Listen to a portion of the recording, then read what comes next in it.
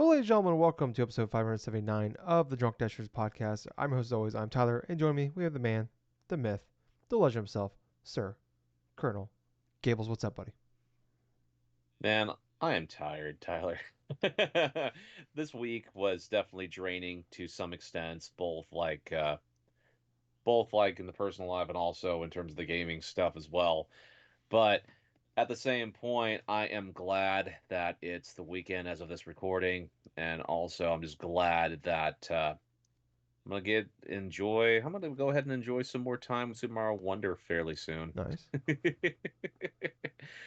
But anyway, Tyler, how have you been? I'm all right, man. Do you have had better weeks, have worse weeks? Still, I got an infection on my neck. I talked about last week. Still there, unfortunately. Thought it'd be gone by now, but still there. Got a better, a better prescription. So hopefully that knocks it out, and hopefully next week things are back to normal. So can't drink again. So this is once again the Sober Nerds podcast. I'm drinking water again. Um, which sucks because it is October. I'm in my Oktoberfest era, and all I want to do is drink Oktoberfest because there's only a couple weeks left of it, Gables.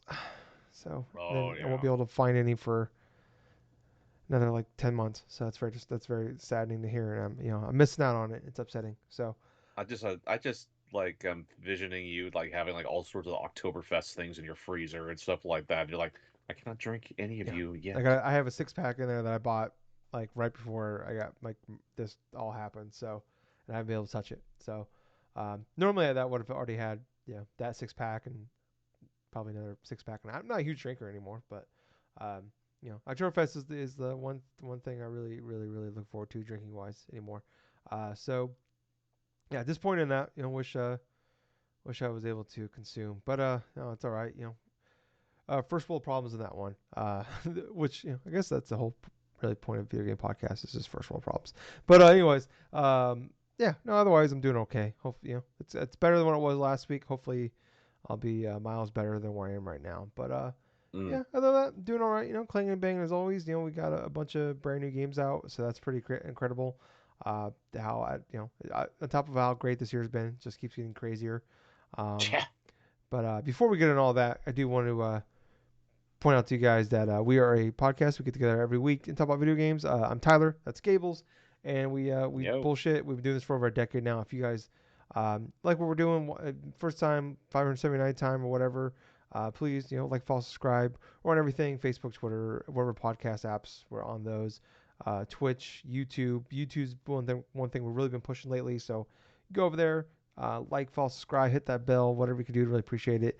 And if you're already there, please do all that if you haven't already. And then share, tell your friends about us. Helps out a lot. We're two guys with full time jobs, and we just do this for fun. So, if you could just help us out a little bit, it makes us feel good when we see the numbers go up. So, always appreciate that. But Gables, uh, Yes. big important event coming up here soon. Extra Life is just 2 weeks away. Extra Life, if people don't Wow. know, it is one of our favorite things we do every year. I think this is my 12th year. I can't remember anymore. I think it is the 12th year It's for my 12th year. you. It's your 11th year. I keep Mm-hmm. in the numbers wrong. I'm sorry, people. But I'm wearing one of the T-shirts right now. That every year we get together, we play video games for 24 straight hours to raise money for Yes. the Children's Miracle Network hospitals. You get to pick any hospital you want in the United States or Canada. I do the Iowa City Hospital. Gables does the Seattle Hospital. Mm-hmm. And people, you play games for 24 straight hours, and people will donate to you while you do that. The more you hit certain buckets, you actually can get some cool stuff out of it. Like $200 gets you the shirt, $500 gets you a silver medal, $1,000 gets you a gold medal. And there's other tiers on top of that afterwards. But yeah, it's a really cool thing. We like I said, it's usually the first Saturday of every November, so it's November 4th for this one. And yeah, I mean, we've been doing it for a long time. If you're interested in doing that, or if this thing that sounds cool to you, go to extra-life.org. Um, and if you want to sign up, go there. If you want to donate to us, you can as well. I'm Tyler Courtney. That's Gabe Bagno. So please check, search for us. You can donate. There's a search bar in there. You can look for us. Look us up, and you'll find us. And you want to donate to us, awesome. Better yet, if you want to sign up yourself, and or some people that want to participate, even better. More people that sign up and participate means more people signing up and more awareness is spread and more money is raised to help the kids. That's all I really Right. care about. That's all this for, is helping those big beautiful kids out there. So yeah, it's a great thing Gables and I have been doing, and a lot of people have been doing. This is year 15 of them. They've raised tens of millions of dollars over the 15 years now, and yeah, hopefully this year they might. I'm hoping they might break.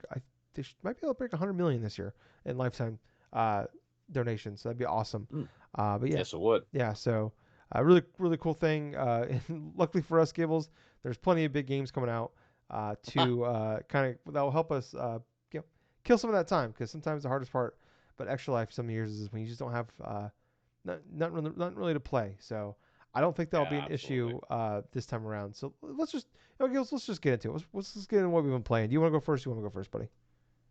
You know what? I want to hear what you have been playing this week Okay. first. I'll start with Spider-Man, and then we'll jump into, we can talk about Mario Wonder together. How about that? Sure. All right. That sounds fine.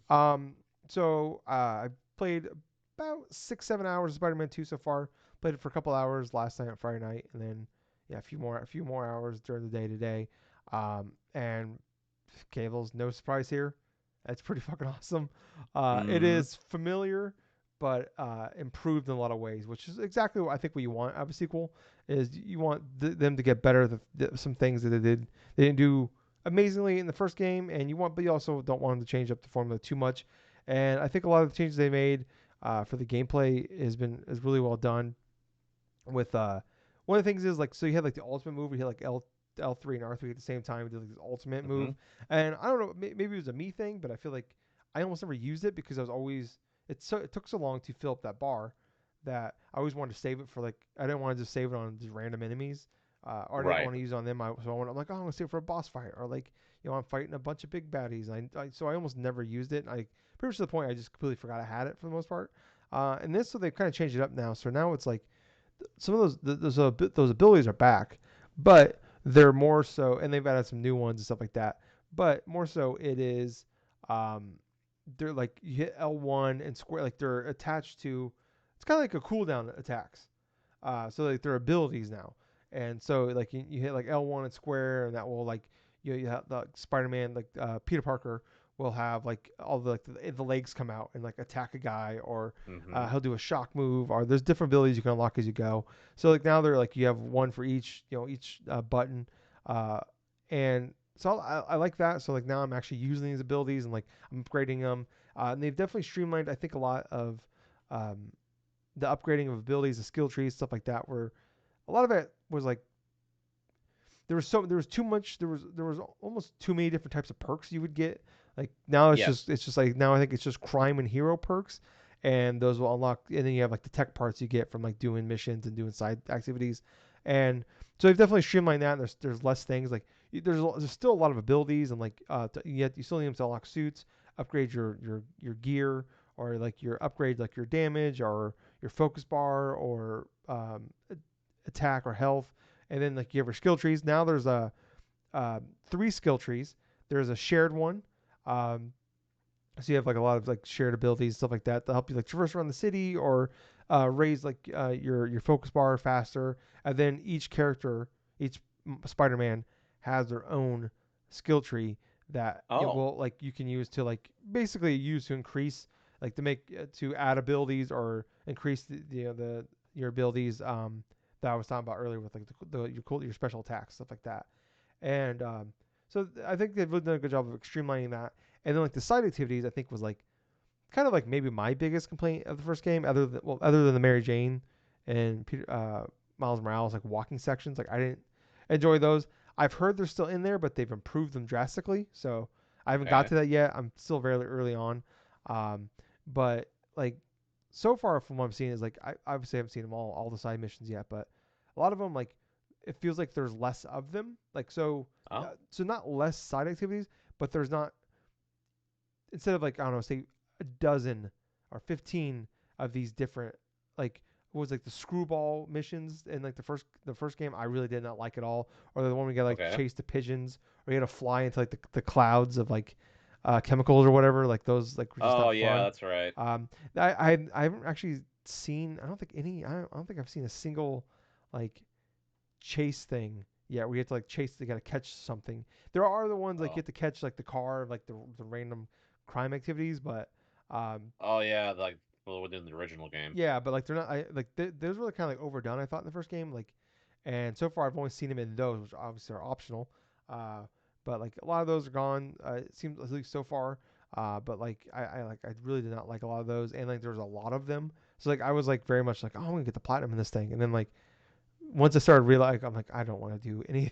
Like there's so many of these like side missions. I'm like, there were some ones I liked a lot, and I did all of them, and then those are those ones I'd be like, I did those. I did like the required ones you had to do, and then a few after that. I'm like, never mind, I'm done. So um, yeah, I've like so some of the missions that we done like there's like ones with like the Prowler, which um, there's some Prowler ones that you can like you can use, and like also you get like a lot of tech points stuff like that for and perks and stuff which you can use to upgrade your suits. So I'm liking a lot of those missions so far. Like, are they all great? No, but I'm enjoying them quite a bit, and it doesn't seem like there's like 15 or 20 of them, like a lot of them were. And I haven't run into like the backpack thing where like there's like you had 50 missing backpacks you gotta find. I ran into that so far at least.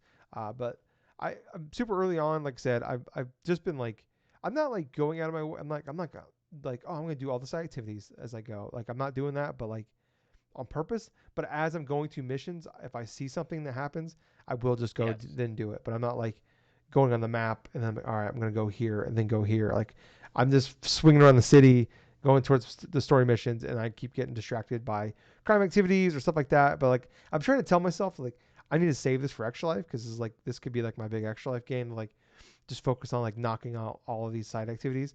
But I just like I'm like I need to slow down on playing this game, Tyler. And then I just keep fucking playing the game. It's so easy to get lost in this. I'm like oh I'm like I just need to do the story mission because like I always do this in open world games where I just like once I get out and I see I've done it like 5 times this year. And I've talked about on this podcast over and over again. I'm like I just need to get to like do a good chunk of like the main missions and then start to explore. And I'm like, all right, I'm Right. gonna do that. And I go into every like open world style game, and then I immediately go off. I just start doing like side shit. I'm like, God damn it, just focus on the story because like I'm like unlocking. I'm still like unlocking like new abilities and like I'm technically still like in like a tutorial type of mode. Like you're out and doing things, but like I just did like one of the main missions I just did was like that taught you how to like teaches you how to do like the stealth mechanics in the game. It's like Right. I've done several missions already where I'm doing stealth mechanics, so it's funny. But yeah, like I'm having a really good time with it like that so far. I'm really liking the story a lot. With obviously, 'cause I think it takes place like 9 months after Miles Morales does. Um, Okay. so and I think there was like a 2 or 3 year gap between Spider-Man One and Miles Morales. I can't remember exactly how it worked out. But I'm really liking it where it's like Miles is like um, dealing with like he's a senior in high school and he's trying to deal with like you know going to college and growing up, and then like Peter is like now he's like mid to late 20s now, which I mean obviously he's not old, but for probably for probably 15 years of being Spider-Man, probably you probably age a lot faster that way doing that than any of us would. So I think it's him like he's kind of like dealing with like so far at least like he's been doing this for a while and maybe wants to kind of wind it down and deal with life and like I don't want to spoil anything for, like it's been 5 years but I'm not gonna spoil anything for like Spider-Man 1 stuff, but like dealing with a lot of the fallout from that still, even though it's been a Yeah. couple of years, 2 3 years later. um and obviously with Mary Jane, and then like his best friend Harry Osborn shows up, and it's like they thought they were like, where the fuck have you been for? He's been gone for years now. It's like so like learning a lot of that, and yeah, so far I'm just really liking it. I'm really digging the story. Like I'm a sucker for um, these like big bombastic big budget games, and like man, this game is gorgeous. I don't Insomniac. They are it's witchcraft what they can do with this PS5 with like the loading and like the fact that you're able to do ray tracing in 60 frames per second. And there's 120 frames per second mode I'm playing it on, and it still has ray tracing, which is fucking wild to me. Huh. When you look at like there's some games that come out on these consoles that are built for these consoles and they struggle to do 60 frames per second. It's like what the fuck? How are they able to do that? Like obviously it helps to work on one console, but it's like nobody else in PlayStation is doing this either. No. It's crazy to me. It's like what the fuck are we doing here? And they pump out more games than anybody. It's wild. Um, But yeah, like I said, 6 7 hours in, and a lot of it's just been dicking around. The first hour of this game fucking rules. It's one of the best openings to a game I think I've ever played. Like it starts big. It's very much like remember the first time you played Uncharted 2 and it's with the train sequence. Like it's Yep. on par with that. Or like how, that moment Oh. like of like oh my, like that was one of the coolest moments in like video game history. That one of the coolest openings ever. And like I would say it's on par with like that. Like how cool this game opens up. So yeah, it's so far it's been awesome. I cannot wait to go back to it. But I'm trying to pry my hands off of it because I do not want. I could very easily see myself having this game knocked out and like and doing like and not just running through it, just like can't stop playing it, and then extra life rolls around, and like my big game that I was like saving for extra life is gone. So I'm like, God damn it. So it is a definitely a first world problem right now with that one, where it's like I've been waiting forever for this game, and it's out, and it's like, God damn it. Uh, yeah, like I need to save it, but man, it's just so goddamn good. I don't want to quit playing it. Um, but the other game I've been playing, Gables, and you could jump in because I imagine you probably played Hmm. more than I have. I played a little over an hour of Mario Wonder. I just beaten the first world. How much have you done? Okay. Let's see. Yes, I have beaten the first world. I've spent at least a couple hours playing through the game. I've gotten every Wonder Seed and Mm. like little coin stuff so far. So I've gotten like about 28 Wonder Seeds from oh yeah, the 28 in the first world. I'm pretty much going up to the fluff peak sort of like Yeah, world instead of world 2, but I've been kind of like distracted because I wanted to try out all the elements of the other levels and stuff from the other stages leading up to World 2. My god, this game looks pretty freaking this game is cool incredible. though. It's wonderful, I know. Gables. It's wonderful. Oh man, I'm gonna go a little bit into like the spoiler things about this game already from what I've played. But yeah, for those listening in, you interested in like Mario like set piece moments or something like that, you can skip ahead Yeah, a there bit. But there are time codes in the description. So yes, so yeah, it's like the first level of Super Mario Wonder, dude. It is a perfect representation of like how evolved the Mario platformers have gotten, like the 2D Mario platformers. Because it's so awesome when you just start up the level and stuff, and you see this beautiful landscape in the back and stuff, and then all of a sudden, it's really reminiscent like to World 1-1 of Super Mario Brothers and stuff, and then all of a sudden, you encounter the freaking like elephant power up, and it's just so funny how like a lot of the levels that implement that elephant mechanic and stuff so far, it's like fairly straightforward. You know, it's like you have the little thing where you're gathering the water, then you just water the plants, and like the plants like throw out coins or they throw out little hints and stuff of where you either need to go or lead into some other type of secret. I'm loving the whole aspects of the foreground and the background yeah, switching up because that's radically different than opposed to like some other Mario games have touched upon. I mean, yeah, certain 2D Mario games have touched upon certain foreground background stuff, not a lot, but this has a lot of gimmicks in terms of using that type of stuff, especially when you want to do like the hidden secrets and stuff. But I'm really liking the little Wonder Seed levels. Like you have to find them inside of each stage if you want to collect everything and stuff. I think it was really hilarious. Like the first aspect when you get to like the the second stage and yeah. stuff, The and all of a sudden you piranhas, come across the freaking they piranhas start dancing and singing. they start dancing and singing and stuff. I'm like, what the hell? Yeah, I was not That's the first. anticipating that.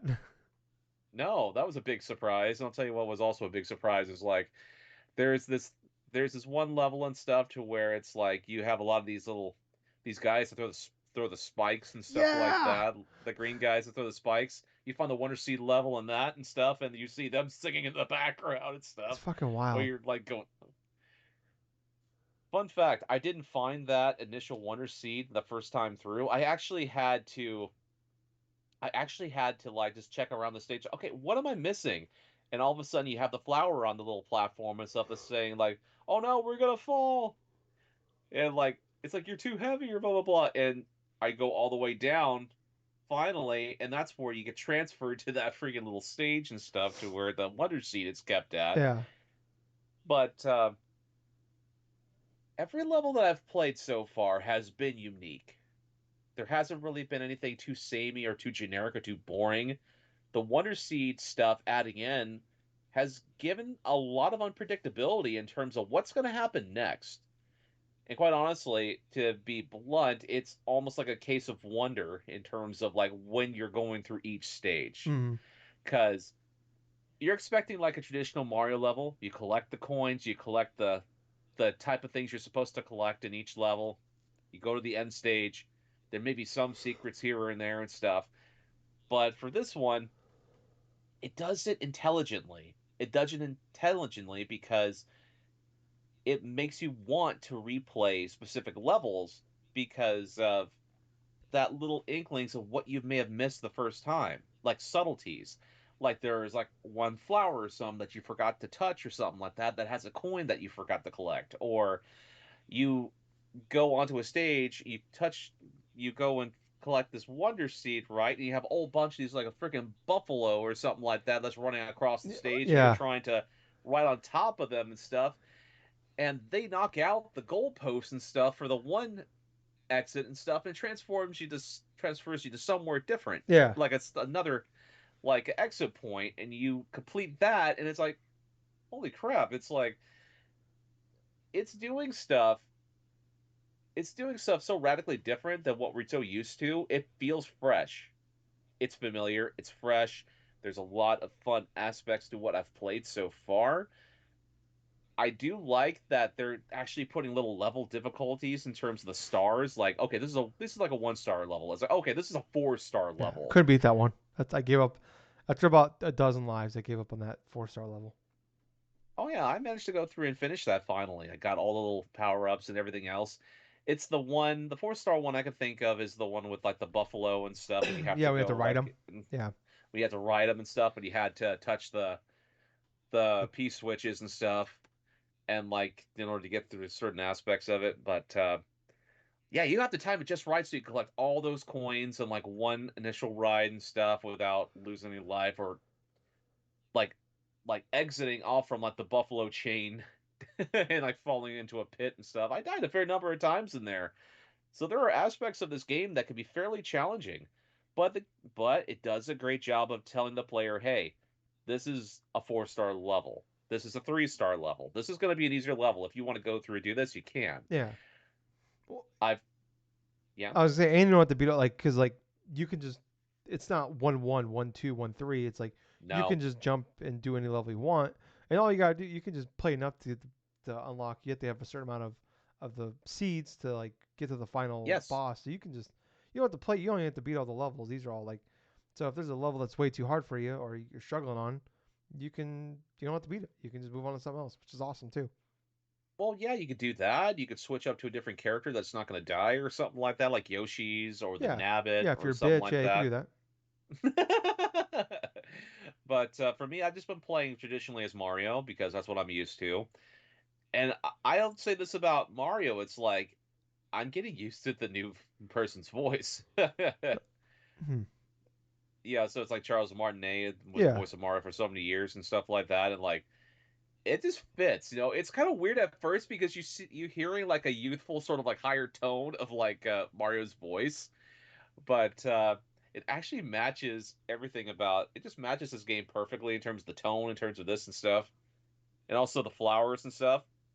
I thought I would get kind of annoyed by the flowers after a while, but They're no, awesome. they've been some of the best parts of I this they've game they've so popped me far. multiple times. There was like the one where you like walk by and one of the flowers goes ew, and he turns his head around. I was like, I don't even know what I'm looking at. I just fucking lost it. I died. Like whoever the voice actor is for this, like 10 out of 10.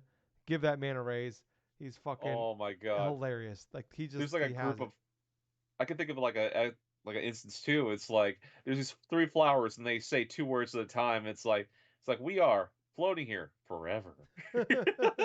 Or there's one where like the piranhas are like after they start dancing, you get to that section, and one of the flowers like, well, you don't see that every day. It was like I was like, all right, this is great. Like they got The it, man. self awareness of like that just like the kind of like identifies with the player playing. It's like I don't see that. Yeah. Like just have little quick jabs and like quick like one-liners and stuff. Oh my god. And then like the one sea level that I've went through so far that you had these like these particular monsters and stuff like that. They grow gigantic through a wonder seed, and then they're like just digging through the sand and stuff like that. And one of the flowers gets caught up inside there. He's like he starts screaming and stuff like that until finally you get right to the down portion. He's like, "I'm alive! I'm alive!" Yeah, it's been really great so far. Like I'm blown away. Like you could see like where some of the Mario Maker elements like came up. Like there's a lot of things where like probably wouldn't have happened if Mario Maker wasn't a thing. Like some like the Yeah, bull riding levels. Like that's something that feels like straight out of like a Mario Maker type of thing. You know, where like you said those auto levels. Obviously, it's a different twist of that, but you can feel some of that. Where, like there's totally things that they never really thought of probably before that like people did, and it's like, oh hmm, wow, it's probably taught them some things. Um, just you hear the stories about how like this team didn't really have like a timeline. Like they said that basically they had as long as they want to work on the game, but once it went in full development, they had 18 months. So like, but they were able oh to just wow, like figure out what they want to do. They said they had like 2,000 ideas. I don't know how many made ah, it in, but I hope if they're not, hopefully this gets like a sequel with the rest of those ideas. Uh, oh my god, and I'm only one world in, and apparently there's 6 worlds. But yeah, man, I've had a blast. Was like I've talked about like I'm not a huge 2D Mario game, and I'm just playing a 2D Mario guy. But I'm having a blast so far. It's so different. Like I've talked about, like just like a lot of people, like the new Super Mario Bros. Games, I thought were kind of bland and like uninspiring, and this one is yeah. just the total opposite of all that. Just every level, like you said, is completely different. It's not just like usually you go in like every world has its own setting, and the levels are they're a little bit of a twist on the same type of level, Yeah. and they it's just like the same. They're throwing some different elements in here and there, but like every level is completely different. Like there's nothing about this that's like, oh, here's the ice level and here's eight levels based off the ice. Oh no. Like none of No, that's no, the thing. no. There's a swamp level. There's an like a cave level. Here's a level on the ground. Here's a level where you got like we got to ride a bunch of bulls or dodge bulls. But you got some of these levels you get to like use the bulls to like solve like basically solve puzzles to like, to get them so you can get the coins. Yeah, like I'm completely blown away by uh, by this game. It is awesome. I'll tell you what, man. Like the game can be the game can be weird at times and stuff because when the wonder seeds and stuff you collect them or just complete the tasks for them. God, there's some like crazy stuff that goes on from like pipes and stuff like that, like just moving around like Mm-hmm. snails and stuff like that to like the buffalo that's like riding up in the air and all this other stuff. But it's felt fresh. I mean, I mean, from like previous Mario Brothers games and stuff, I mean, you're more expecting like kind of the typical like okay, you have these specific types of tropes for worlds and stuff, the set amount of levels, like this is how you can complete them inside of what order and stuff to where like you've touched upon before, you get to choose when you're in a world or something, you get to choose which levels or which things you want to tackle first, and then if you want to go on and do like more of them, you can, or if you want to go on to the next world and stuff, you can do that too. I like that choice. When it came to about the thing of the badges, in my honest opinion and stuff, they're okay. Yeah. I think they're okay. It's more or less a feature to where you could swap things in and out. It just kind of felt like to me that they wanted to swap out different types of features to try to make the player experiment in each level to try to see if they could find any type of secrets by using the different badges. Like for example, when you have the wall kick stuff to where when you kick up a wall and stuff you can jump one more time or something. I've actually done that in like one level. I end up getting to an entirely different area or a different type of like hidden space to where I can collect a couple of coins up top or with a dolphin kick there were some levels and stuff that some undersea levels that make it entirely easier to try to navigate throughout the levels and break through like mounds of blocks or some or you'll recognize oh I need this badge if I want to break through these specific areas right here there's probably a secret over there you know it's a lot of it's a lot of visual cues a lot of visual like patterns recognitions But oh my gosh, music's been fun. Music's fantastic. I mean, yeah, the music. I love the music. I love a lot of the visual art style stuff. I love the personality of this game. I mean, everything melds in relatively nicely. If, in my honest opinion, by playing to this first world, it definitely feels more inspired than, say, what I've played, say, from the new Super Mario Brothers series. I mean, most definitely. I mean, I've played those games. I have played through all those different games and stuff from like New Super Mario Brothers on DS all the way up to New Super Mario Brothers U and stuff for like the Wii U and parts of the Switch.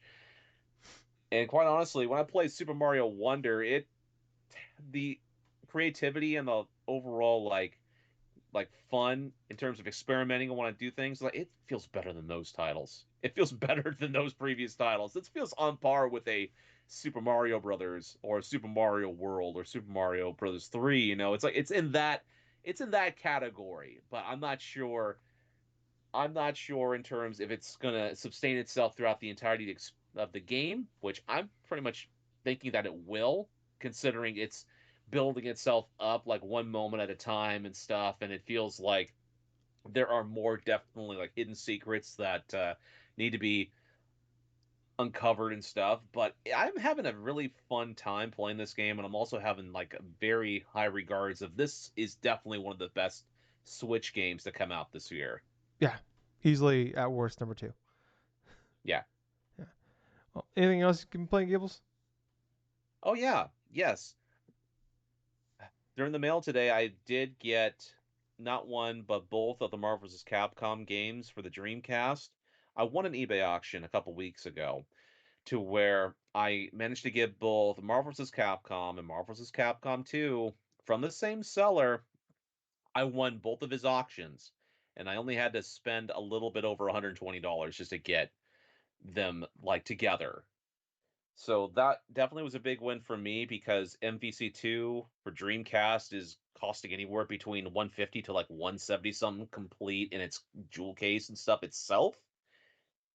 So they were disc only, but they were inside of like CD cases and stuff when they were delivered, and the wrapping was absolutely fantastic. The bubble wrap, the this and that. I mean, I'd expect the packaging to be fantastic if I'm spending that type of money for these games.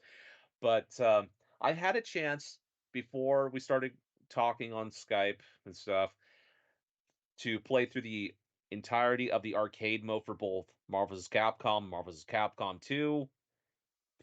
No issues whatsoever. No issues whatsoever. There's no cuts, there's no like skipping of discs. Everything played smooth. The Dreamcast itself has been running like a champ. Like the games themselves, I've played the games off and on for years. I've played through MVC1 on the PlayStation, MVC2 on on the PS2, the friggin' 360, the PS3, and like now playing through like the arcade perfect, like near arcade perfect Dreamcast version and stuff of this, using the same team that I did play it through with all those years ago with Cable, with Venom, with Incredible Hulk and stuff. I love those three characters in specifics because Cable's more like a projectile sort of thing I use him for. All I do is just spam like a certain attack with Venom and stuff like that. And then the Incredible Hulk, it's like a clean up to where he'll do his little meteor smash or something, or like just like do his big old like earthquake sort of special or something where he just literally lifts a whole bunch of like boulders some rounds the earth and just sends enemies go flying towards like the end of the stage and stuff. Love MVC2. Very chaotic game. It's definitely better in terms of gameplay than the first one, but I like the first one as well. A lot of good 2v2 sort of gameplay and stuff. It's a different feel, it's a different type of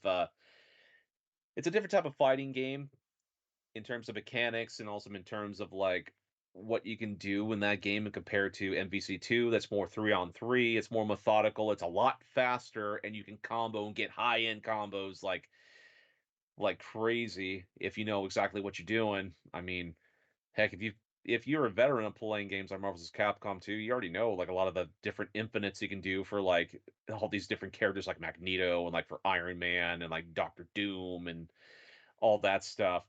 But yeah, man, it's just one of those. going down memory lane type of moments, and it's also a bit bittersweet because it's like it's also a nostalgic moment to where I heard one of my friends from back in the day, he loved playing both of those games like on the Dreamcast when he had that. And this is like around 99 or 2000 or something like that. So it's like right in that tail end of the 90s and early 2000s. And now finally I had a chance to play through those same type of ports.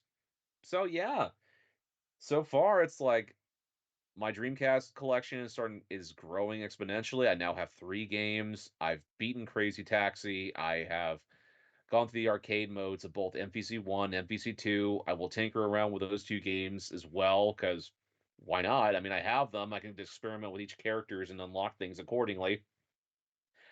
But other than that, though, in other gaming news, I've been playing little bits of Vampire Survivors. Nothing too much more further than that. Just playing through a couple matches here and there while I'm in my bed, and like playing like a couple pickup games of Tech Mobile on the NES Switch online and stuff. It's a classic. I absolutely love just playing just a pickup game of that because it's so straightforward and stuff. Plus, you could cheese the the CPU to where you could just cover certain receivers, like with middle linebackers and all those other things in man-to-man coverage and stuff, and do like interceptions and stuff, while or like just trick their enemy quarterback into try to tossing it into tight coverage and stuff. And all of a sudden, you just try to go in and stuff, just absolutely just sack the shit out of them. But yeah, man, that's pretty much it for what I have been playing for this week. But man, I am getting so excited for Extra Life. I literally am trying to make up like a list of like games I want to try to at least touch upon. So yeah, that's going to be the better part of this coming week is prepping the list. All right, very nice, very cool, man. Yeah, can't wait. Yeah, 2 more weeks, so it's gonna be a good time. But Gables, let's get into topics this week. Okay. Not a lot of news this week. Not gonna lie to you guys, not a lot going on. It's been maybe one of the slowest news weeks we've had in quite a while. Probably all year at least. But we are getting close, Gables. We are about 6 weeks or so, give or take, out from Game Awards. I think Yes. it's December 6th or 7th, something like that. Uh, so I thought it'd be fun, Gables, um, to try to predict what the nominees for Game of the Year would be for Game Awards. So for them, Okay. for the Game of the Year, they always do six. Yes. And some years it's like, oh, it's easy. You can like, oh, okay, it's pretty easy. It's these ones. Like or like some years it's like, oh, what the fuck, like what the fuck we're gonna put in some of these. And this year Gables, I don't know how the fuck we're gonna how it's gonna get narrowed down. Obviously, like they have a list of like I think like over 100 different sites they use that Right. vote on nominees who they'd vote for, and then they announce who the nominees are, and then they go from there. And then we have voting from there. So, um, Gables, I think it'd be fun here to try to predict what we think the Okay. nominees would be. What do we think the for sure's are? The fur the Four Shores. Obviously, it's going to be Baldur's Gate 3. That's going to be Yeah, one of the locks for Game of the yeah, Year. That game's been heavily talked about. It's has one of the highest ratings of the year on OpenCritic. It's tied with Tears of the Kingdom yeah, in terms of the overall like review scores and aggregates and stuff. I've heard nothing but great things about Baldur's Gate 3. I've heard from I've actually heard people talk about that game in the wild in terms of like around my area where I live and stuff. So it's like I have this one guy that I talk to at the bank that I go through whenever I'm doing deposits or when I'm doing like any type of like change stuff for my workplace, and he's talking about how good Baldur's Gate 3 is and like how you should go try to play this and that. But yeah, I think that's one's for sure.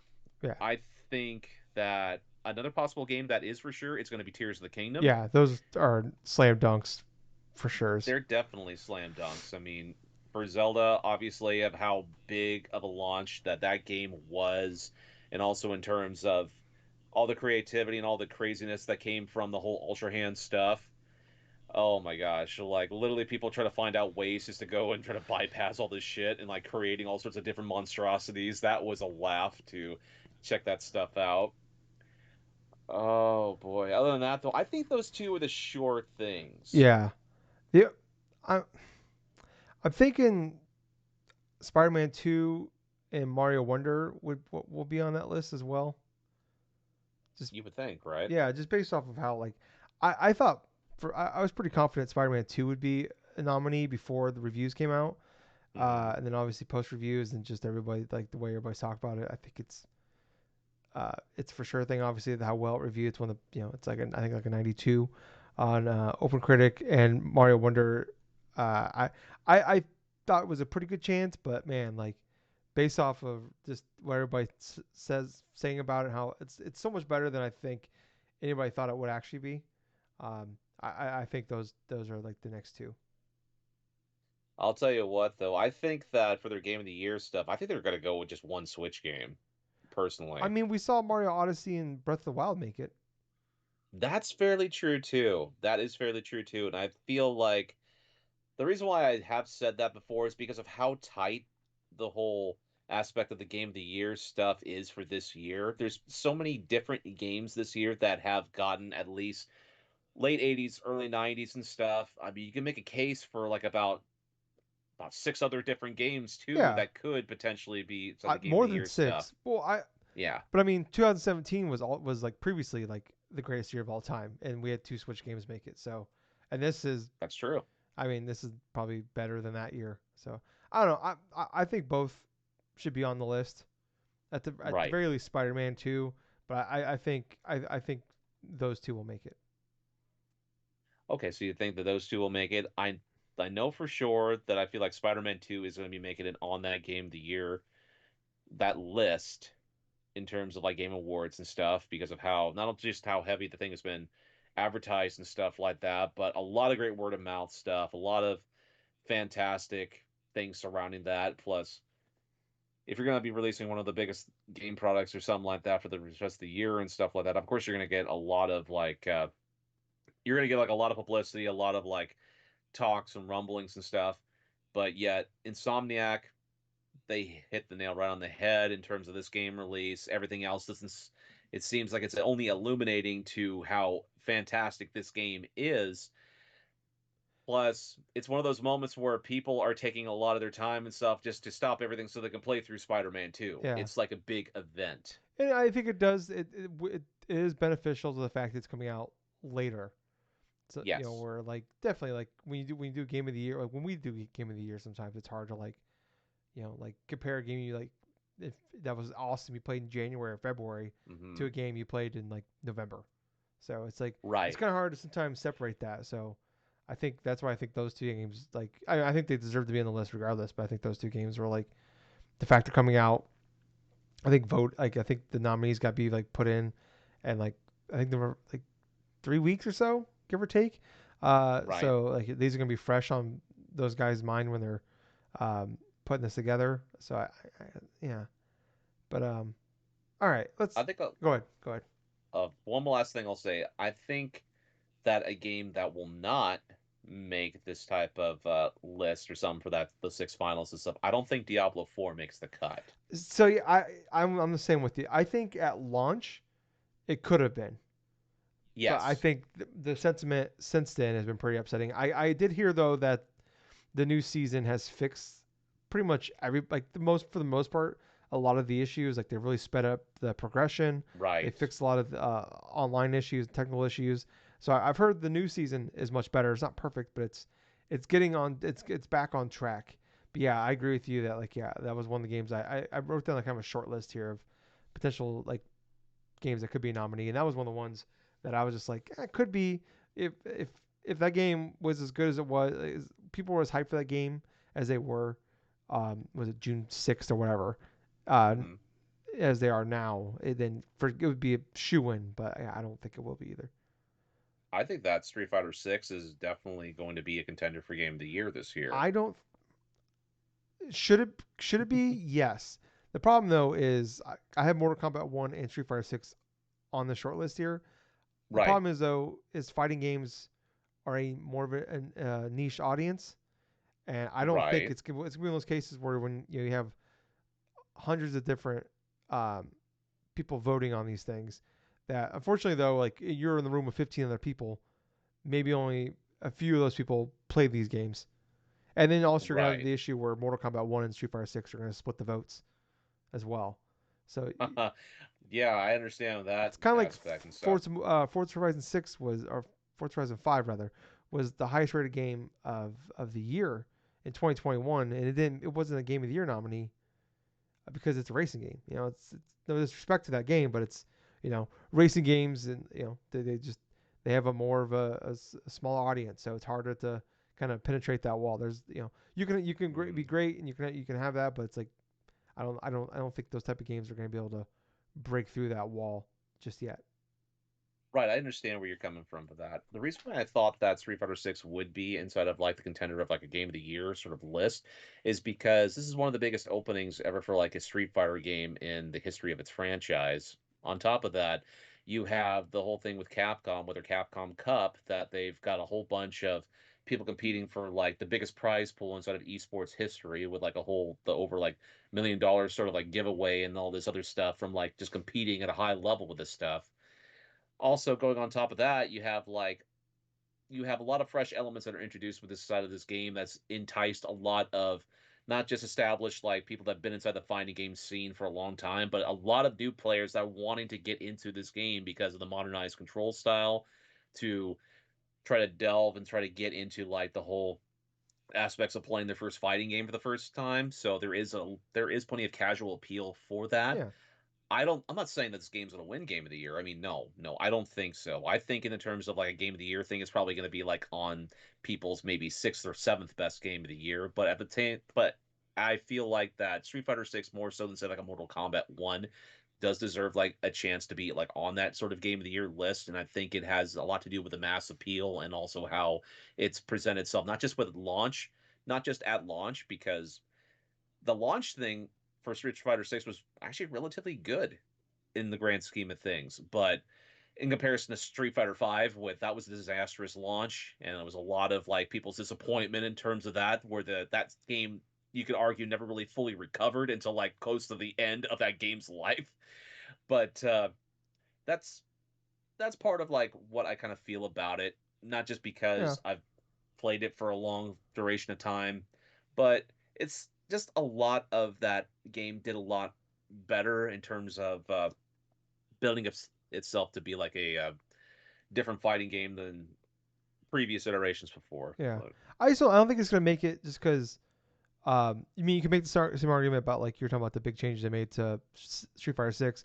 Mortal Kombat 1 hmm totally rebooted itself, and right, and totally changed up how it's doing things. And Mortal Kombat is the biggest fighting game franchise out there. Mortal Kombat 11 was the greatest selling fighting game of all time, not named Smash Brothers. And right. Mortal Kombat 1 had a better launch than that one did. So, only telling that it's probably going to be in just as, if not more, sell out more than Mortal Kombat 11, or yeah, Mortal Kombat 11 did. Um, yeah, like I said, I think it's just the problem is it's a harder audience. I shouldn't say hard. I don't know how I want to say this, but it just doesn't have the mass appeal that like a lot of these other games are, like to like a Mario Wonder or Spider Man or Tears of the Kingdom or Right, Baldur's right. Gate, or even like one thing I think is a shoe in Armored Core 6. Maybe not shoe in, but I feel Mm. pretty confident. Like you, you gotta look at like this is. I mean, FromSoft is Mm-hmm. one of the most beloved studios out there, and Yeah, those games score super well every single time. This is yeah. one of the highest reviewed games of the year as well. And And arguably probably the best game in the franchise in yeah, this regards. I'd say at this point it probably is. I mean, it's obviously the biggest for them. Um, yeah, so I people just love FromSoft, man. I really think it like I don't FromSoft does not put a game out in the Game Award era that didn't end up being on the list, I could see your reasoning and from they've that, won and it does two. make plenty of sense for Armor Core 6 to be even like in the talks of like Game of the Year stuff and not being on the Game of the Year list. Yeah, I could see that potentially happening. But the next question goes in line to another game, though. Would this make the Game of the Year list? And that's Starfield. I think a lot about this one, man. Um, because I have this on my short list as well. this, like, if you were gonna ask me what my six were, Hmm. I'd probably put Armored Core 6 on in there, so I'd have 5. And to me, this would be one of like, all right, let me just say what I have for the list, the rest of the list here. I have Dead Space Hmm. remake, Resident Evil Right. 4, Star Wars Jedi Survivor. Why you laughing at Resident Evil 4? Oh man, I'm not just laughing at Resident Evil 4, dude. I'm just laughing because of the absurdity that these games could have also been on that Game of the Year list, and I just now I'm remembering it. Yeah. Oh, because they came out this year. Yeah, Yes, no, it's wild, right? absolutely. Yeah, like that was like January when Dead Space came out. Yeah, so we have Dead Space remake, Resident Evil 4 remake, Star Wars Jedi Survivor, Street Fighter 6, Final Fantasy 6, Armored Core Mhm. 6, Starfield. I put Liza P in there as like an honorable mention, but it's not gonna make it, even though I like it probably should. I'm just gonna delete that. Mortal Kombat 1, and then obviously the wild card here we don't know Alan Wake 2, um, Yeah. which I'm just gonna delete just because we don't know. But I think that has a chance because that's like the last big game's gonna come out before the nominees come out. So or for the Yep. nominees have to be decided because Mario RPG will be past the deadline. Um, Yes. so like to me like Armored Core 6 would be one of the ones that make that list. Would be the fifth one, and I really look at like I'd say Starfield, Star Wars, and Resident Evil 4 would be like the three battling for that sixth spot. Oh wait, I'm sorry. No. I'm sorry.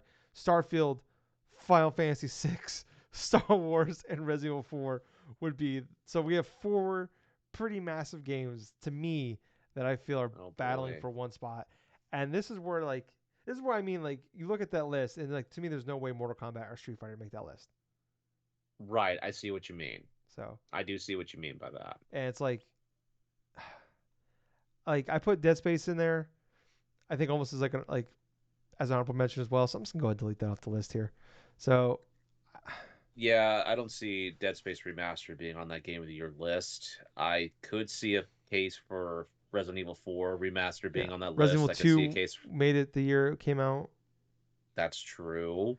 That's true. I definitely could see Final Fantasy 16 wanting to try to go I and said be on Final that. Fantasy 6. I don't know why I said that. I'm sorry. Yes, you did. And yeah, but Final Fantasy 16 I definitely feel like does have a chance to be on that Game of the Year list.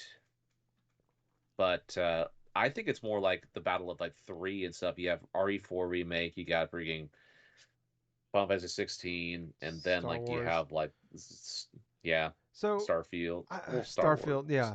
So the way I like look, I love Starfield. I put 55 ish hours in that game. I had a lot of fun with that Right. game. I've but man, I that game I had a lot of problems with that game. There's a lot of pacing issues with that game. A lot of things that like could have been a lot better. And I've talked about that quite a bit. And the girlfriend reviews did a really great YouTube video. Like girlfriend, if you don't watch girlfriend reviews, Right. um, on YouTube, what the fuck are you doing with your life? But they made a Starfield one that I highly recommend everybody watch. Where like it's the complaints I've been talking about on this podcast, and then just in general people for a while now, and they just like show it, they just lay it all out of all my issues, and it's like I talk to so many people though about it. It's like Starfield is really split the audience in a way I did not see coming. Where it's like I I've I never really like got into like I've talked about like I was never big into Bethesda games. Like I've talked about over and over again. I really liked Fallout 3 back in the day, but like New Vegas Hmm. fell off of Skyrim, fell off of Oblivion, barely played it. And you know, it's like I don't really care for their games, and it's like Starfield sucked me in.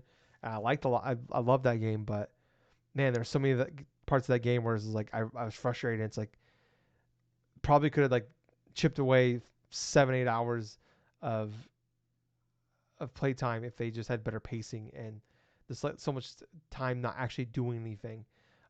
If people learned like if Zoom, the Skype calls were a thing 300 years in the future, and I had to go talk to everybody face to face. Um, So yeah, I think it's so split that I don't think Starfield's gonna make it. Right. And same with Final Fantasy 16. I love Final Fantasy 16.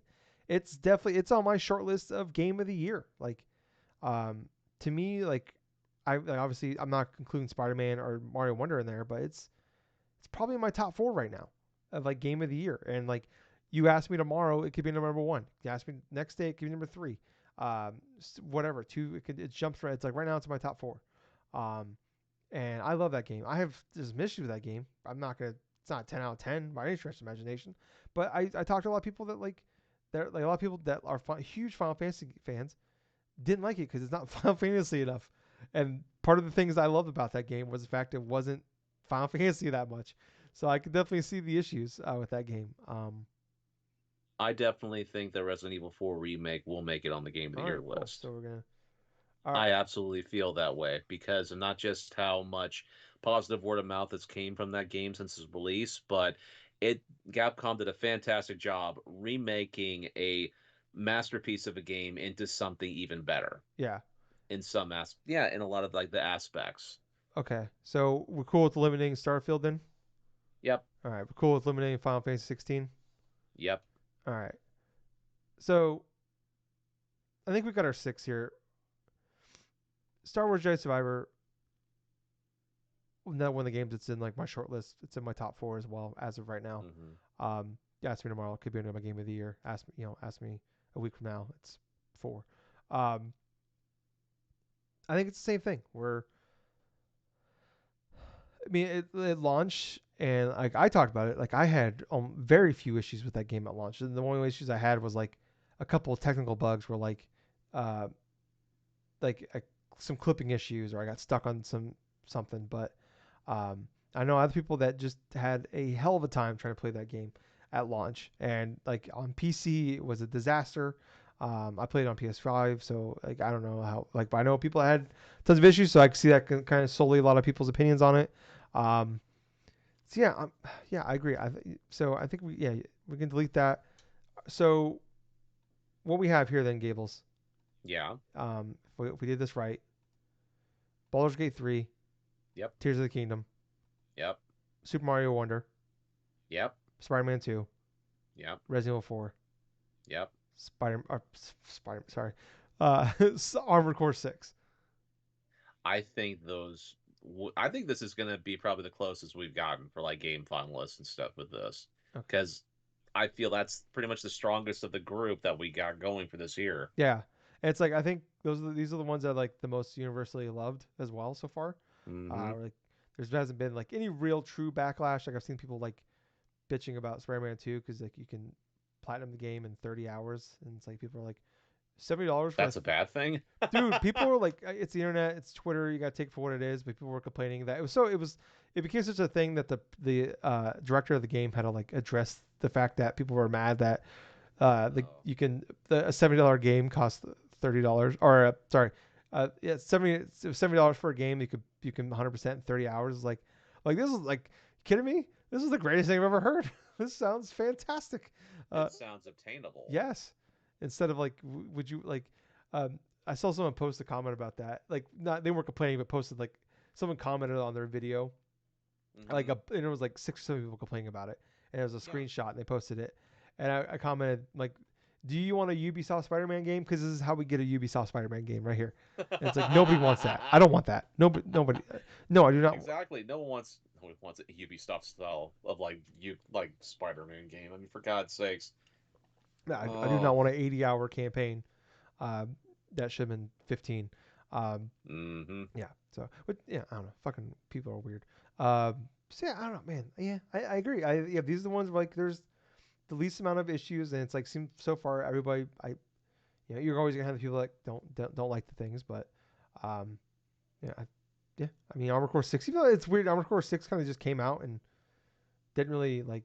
I think the problem was it came out like Baldur's Gate 3 hype was still like really high, and Yep. then it was like the week before Starfield came out, and like the reviews Yep. dropped like right when Armor Core 6 was like coming out, so it kind of got overshadowed. But like I still keep hearing people bringing it up, so I think that's part of that probably helps it out. So um, Exactly. It was in dangerous risk of being like ignored for the large part because it was stuck in between two big game releases, but at the same time it's kept in the realm of like relevancy in terms of its launch back around what was it, August and yeah, stuff? late All August. the late August all the way up until now. I mean, Yeah, that's that's a testament of how good that game is. Yeah, in 2023, that's pretty big. So, um, all right, cool.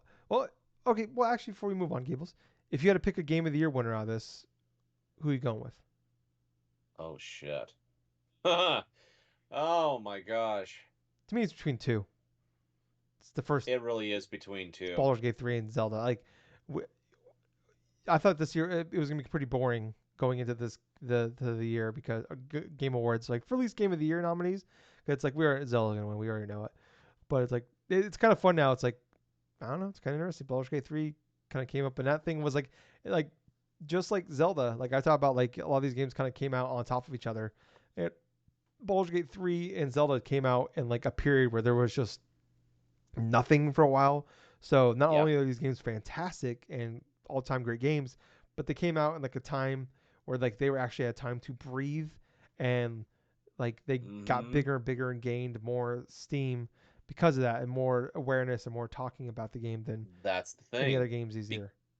because they had the room to go and grow, not having the added detriment of there being so many other big game releases releasing so close to them, it allowed them to breathe, and now there's more prestige to each of them because it emphasizes a lot of their strengths in terms of that time period. So people had a lot more time to spend, like with Baldur's Gate 3 or with Zelda Tears of the Kingdom and stuff. But in terms of what I think is going to be called for Game of the Year for the Game Awards, hmm, I'm just going to go with my gut feeling and say that they're going to go with Baldur's Gate 3. I'm going Zelda.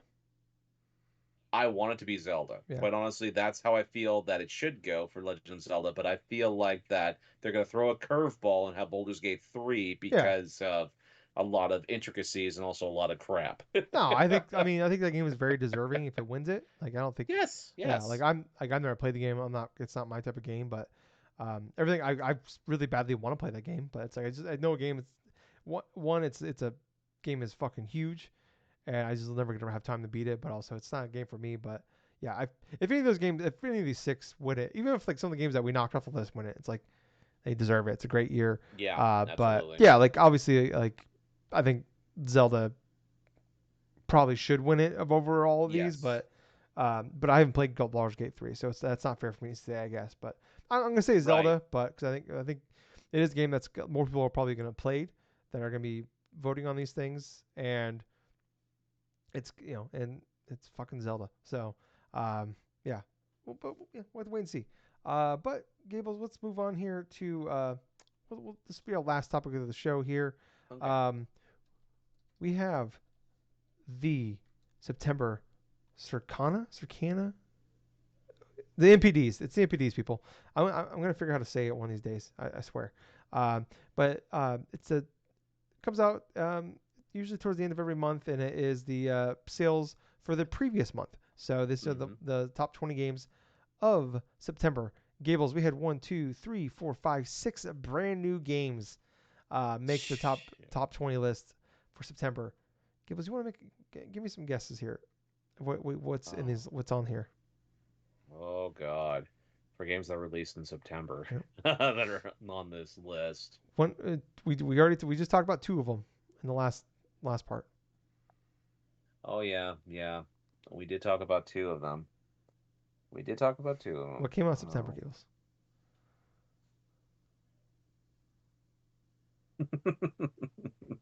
It was 6 weeks Oh, ago. I know. I know, Tyler. All I right. know, Well, we're man. just gonna get into it then. All right. Let's So just go ahead and get into all it. right. So number 20 here. Big drop. Diablo 4. It was number Oh, 7, so it dropped down to number 20 here. Number 19 coming back in from 34. Sea of Thieves. Um, hmm. I was like, why the fuck is that there? And I found out that the Secret of Monkey Island expansion came out. Um, That's right. yeah. So Elden Ring here at number 18. Number Okay. 17, Gran Turismo 7. It's got that boost because of the movie. So um, Oh, that's right. this one doesn't make sense to me. 2 months in a row here. Rainbow Six Siege in the top 20. Second month in a row after not being in it for a long time. I don't know what the fuck happened there, but that's still there. Number 15 here, the old faithful, Mario Kart 8. Yeah. Number 14, Minecraft.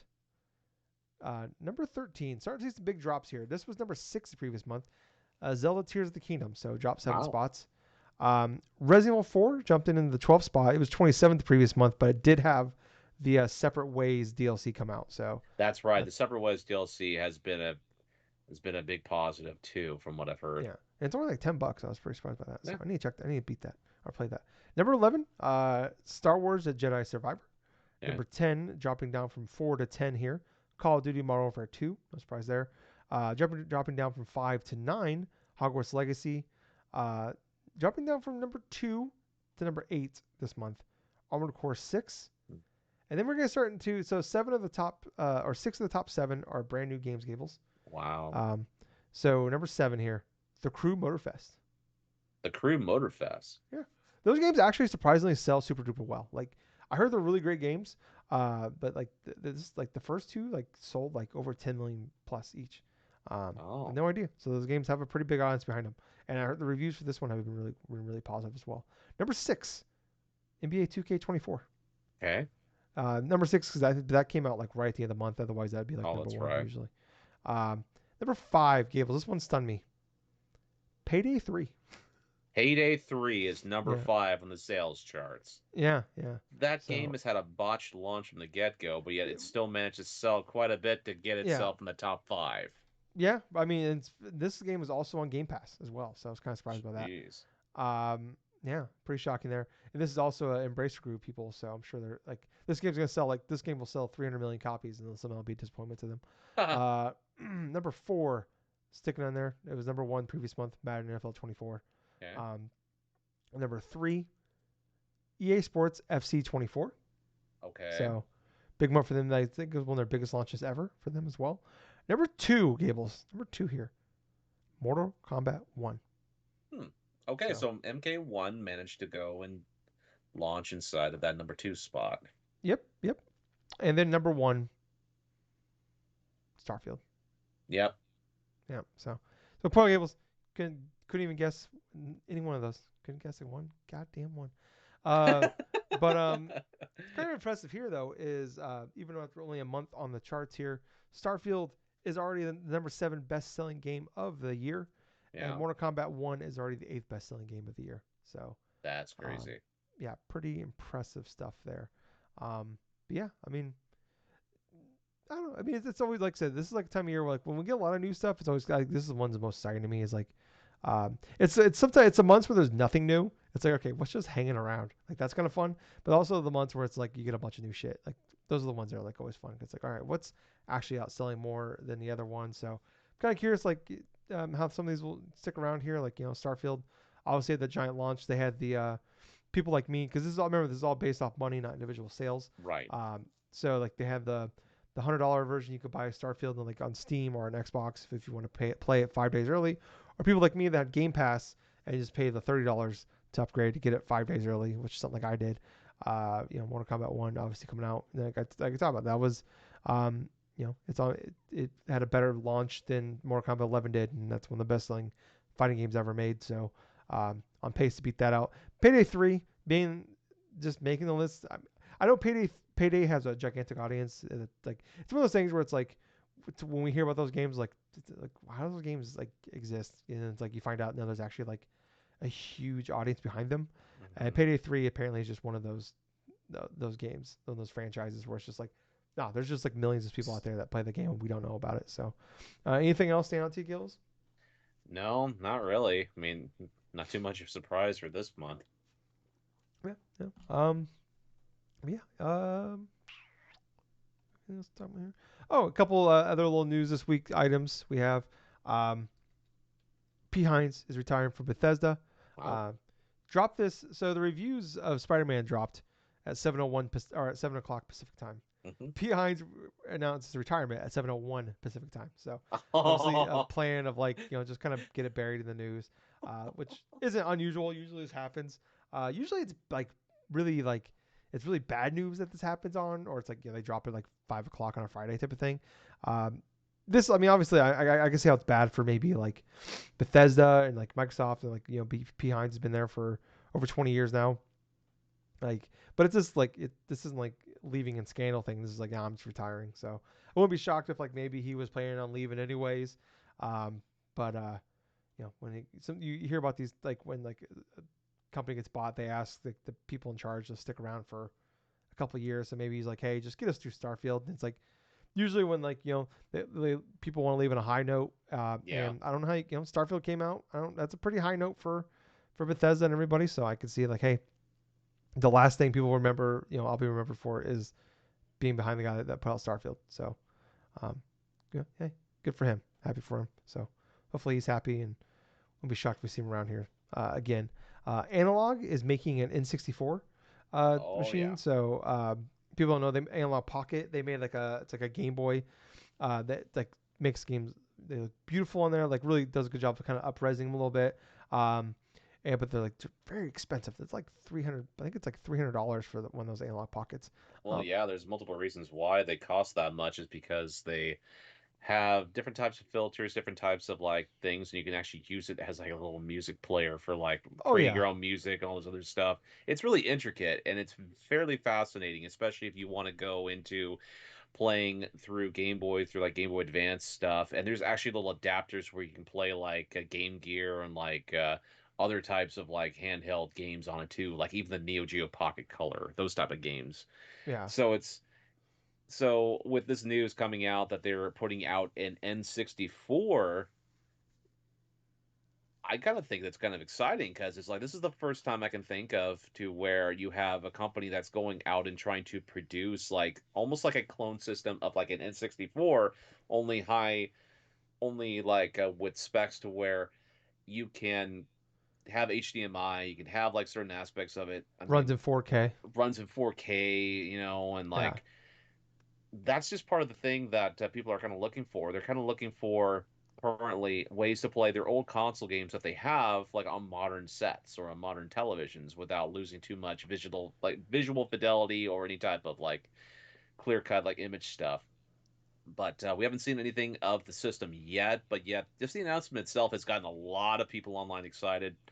Definitely wishing that if they're doing something like that for 64, then hopefully maybe doing something for like other systems down the road. yeah. I think that they're mostly going to cover like machines that don't have.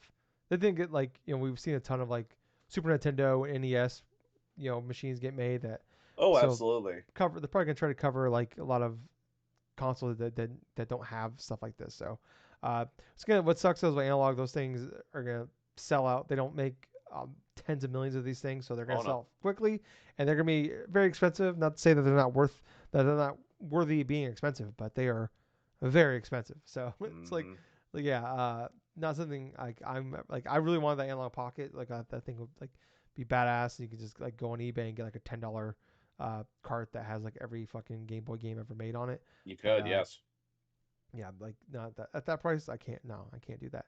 So yeah, pretty cool. I'm excited to see what we like when we finally get to like see some gameplay and all that. Like I'm excited to actually see all that. That'd be pretty cool. Um, some good news though for Golem Gables. Yeah. It has been knocked off.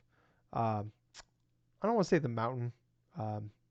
What's the opposite of a mountain? Like the the It's been knocked off the shit pile.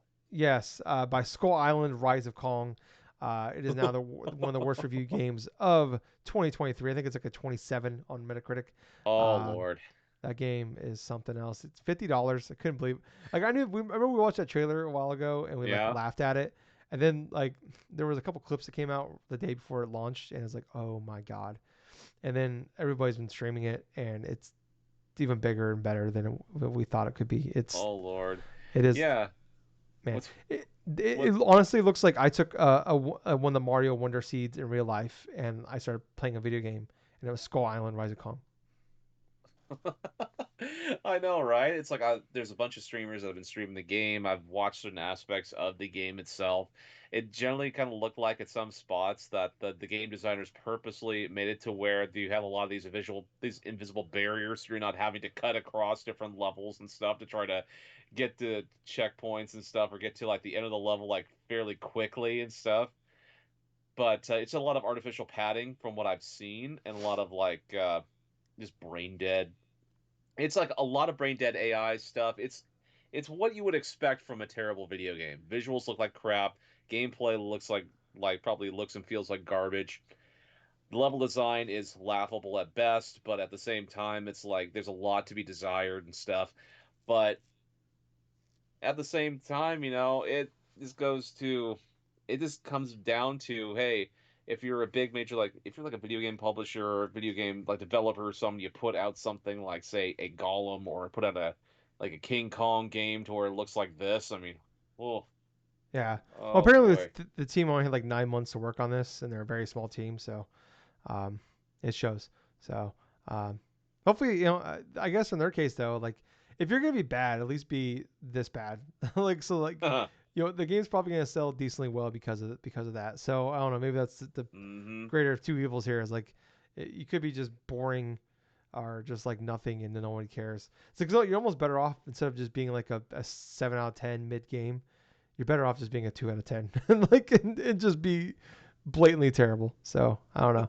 Uh, but last up here, PS5 Slim apparently is coming out November 10th. So they announced it last week, but they never put out a date for it. But that apparently is the looks like the case, and apparently there might be a Spider-Man one bundle that comes out on the 8th. So if you want to get the game, you want to get it a couple days earlier, but you have to buy Spider-Man with it. There is that option as well. So um, yeah, but I think that is all we have for this week, guys. If you like all this, please like, follow, subscribe. Check us out wherever podcasts are on. We're on every app: Facebook, Twitter, Twitch, YouTube, everything. There's links down in the description down below to everything that we're on. Please go there, check us out. 5-star reviews, comments, subscribes, follows, whatever you can do to help us out. Really would appreciate it. I was Tyler. I've been Colonel Gables. So until next time, everyone, play some fun games, play some Spider-Man 2, play some Super Mario Wonder, play whatever you feel like you want to play at the moment. But most importantly, thank you for listening to another fun-filled episode of the Drunk Nerds podcast. Hey, Gables. Yeah, Too sweet. too sweet, man. Bye, guys. See ya.